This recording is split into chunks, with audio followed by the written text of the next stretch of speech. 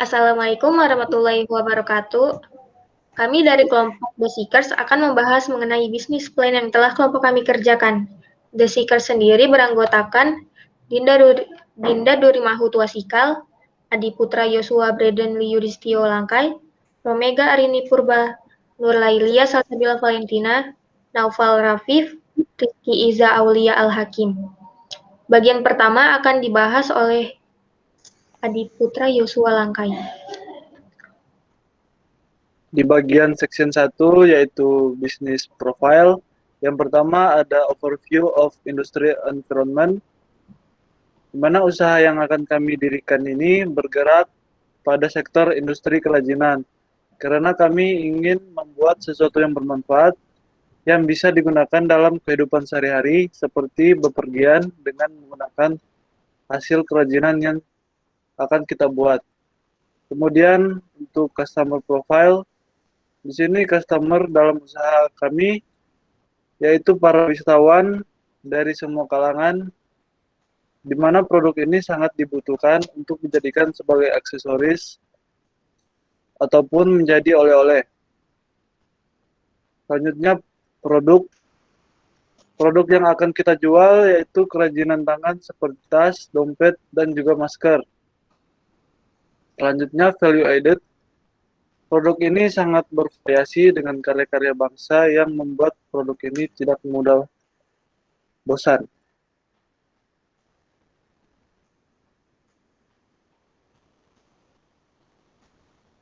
Oke, selanjutnya untuk section 2 tentang the market, yaitu dengan saya sendiri adalah Novel Rafif. Target customer dalam usaha ini adalah para wisatawan, karena usaha ini banyak diminati oleh wisatawan untuk dijadikan oleh-oleh maupun aksesoris sehari-hari. Market size atau trends, estimasi kepada masyarakat umum. Competition, produk ini akan bersaing dengan produk luar negeri maupun brand yang terkenal. Sales projection, setiap tahunnya profit produk akan terus bertambah sebanyak 25% dari hasil profit sebelumnya, dengan cara mencari bahan-bahan yang murah dan memaksimalkan kinerja sumber daya yang ada.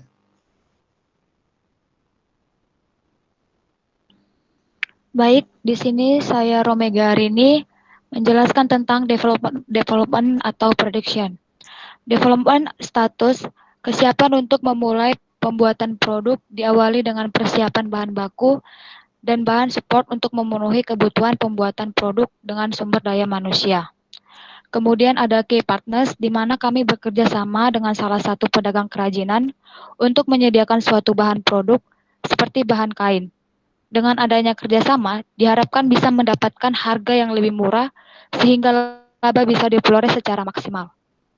Kemudian ada production process, di mana proses produksi dijalankan harus dengan teliti karena kita menggunakan sumber daya manusia yang dimana terkadang bisa membuat produk tidak maksimal. Kemudian ada key activities. Yang pertama, memanfaatkan media sosial. Kedua, melakukan promosi sesuai target pemasaran. Ketiga, kerjasama dengan koperasi lokal. Keempat, mengikuti pameran atau bazar. Yang terakhir, ada expense and capital recruitment. Pada gambar ini, kami menjelaskan biaya kami dari saldo awal 3 juta rupiah, di mana setelah kami menghitung total penjualan, maka pendapatan kami 2.690.000 rupiah. Kemudian kami juga ada total pengeluaran sehingga 2.212.000 rupiah. Maka saldo akhir kami sangat meningkat sehingga 3.478.000 rupiah.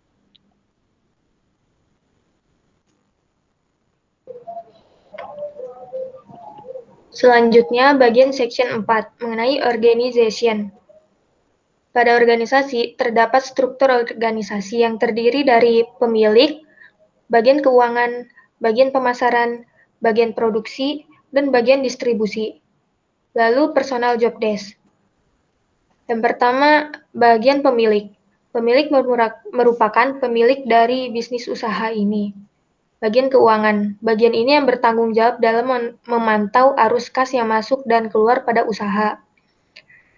Bagian pemasaran. Bagian yang bertanggung jawab dalam mempromosikan produk. Bagian produksi merupakan bagian yang bertanggung jawab dalam menghasilkan produk yang berkualitas. Selanjutnya ada bagian distribusi, bagian yang menyalurkan barang dari produsen ke konsumen. Selanjutnya pada section 5 yaitu financing strategi, perancangan keuangan. Yang pertama, menghitung biaya setup atau biaya untuk mempersiapkan mesin atau proses produksi. Dan yang kedua, membuat proyeksi laba rugi bisnis, tetapkan perkiraan harga penjualan agar dapat menghitung potensi laba atau keuntungan. Dan yang terakhir, membuat perkiraan arus kas atau cash flow. Penawaran kepada investor dilakukan dengan menjelaskan latar belakang usaha, gambaran produk, dana yang diperlukan, serta strategi pemasaran. Apabila untung, investor mendapatkan 30% dan kami mendapatkan 70%. Apabila rugi, investor mendapatkan 20% dan kami 80%. Berikut adalah cash flow-nya. Yang bisa dilihat di sini,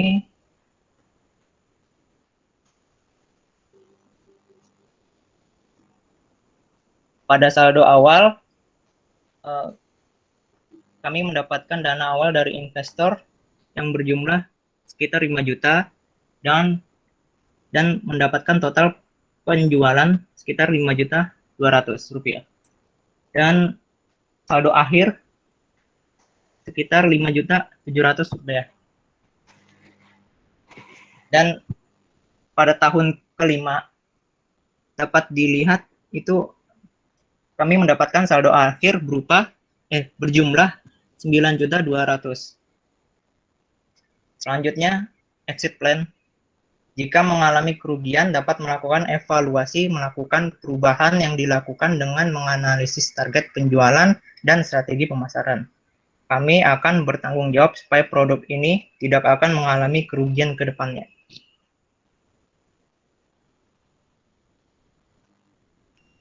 Baik, yang keenam ada marketing. Di dalam marketing ini yang pertama ada marketing plan. Di sini ada cara mendapatkan lead. Untuk mendapatkan list ini yang pertama kita akan membuat landing page atau halaman khusus berisi form untuk mengumpulkan leads. Yang kedua ada membuat e-book dan membagikannya secara gratis. Lalu ada mengadakan event, mengadakan webinar, mengadakan giveaway, membuat kupon diskon, dan memanfaatkan media sosial.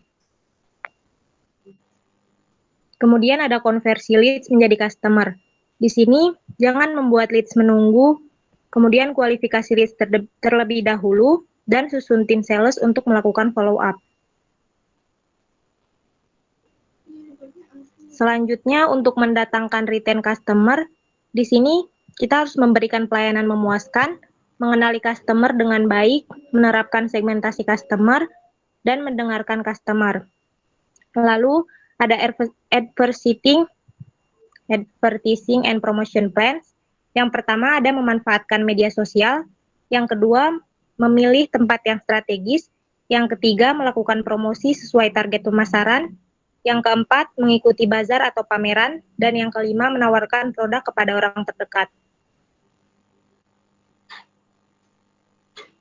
Lalu yang terakhir di sini ada how I plan to take advantage of competitors' weak points.